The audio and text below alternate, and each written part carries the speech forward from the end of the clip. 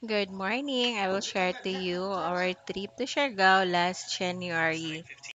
Our flight was 7 a.m.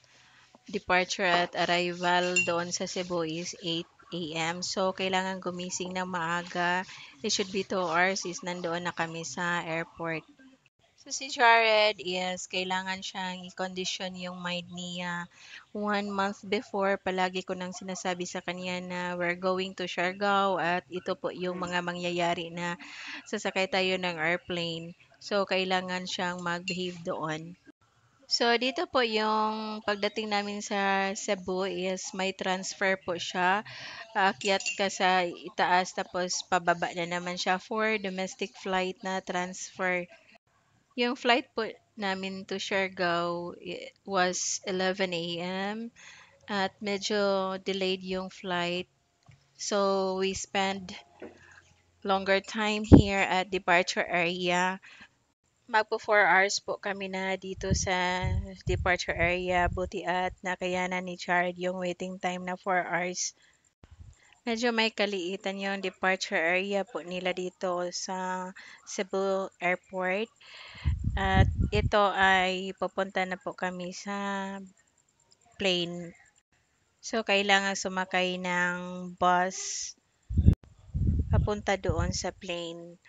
So, si Jar naman is okay lang naman siya until that time kasi po na-excite po siya kung ano po yung pupuntahan po namin. So, dito kailangan pang pumila. Yung flight pala going to Siargao from Cebu is marami pong foreigner na kasabay po namin dito.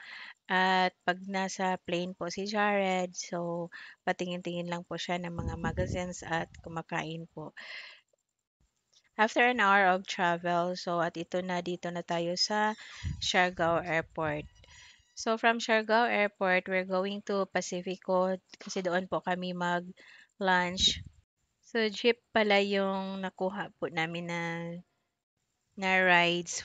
So Pakyawan pala yung bayad po dito. So, I think it's 5,000 for whole afternoon na land trip po namin. So, after Pacifico po, doon kami nag-lunch is pumunta na kami sa Maasin River po. Marami din doong mga tourist. So, from Pacifico po is pumunta na po kami sa Coconut View Deck. From Coconut View Deck is pumunta na kami to Secret Beach. Tin ko pala dito is marami pong nag motor single. May mga for rent dito na mga motor single po. So marami kami. So kailangan namin malaki-laki yung rides po namin.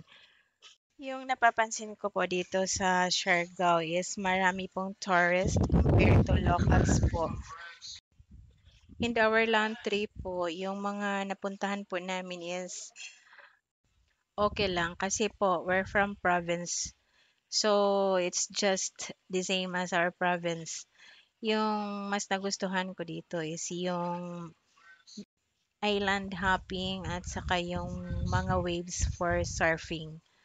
So whole afternoon po kami na nag-ikot-ikot dito sa Siargao. Pero yung pinakagusto ko dito sa Siargao is yung safety ng place po na safe ka po kahit naglalakad-lakad dito sa buong Siargao po. At ito siya, maganda talaga siya. Is just also the same as our province. Yung Magpungko-Pungko Beach pala nila is hindi po namin napuntahan kasi pag January to February is rehabilitation time po nila at cleaning time po nila. At yun lang. Thank you for watching. Bye!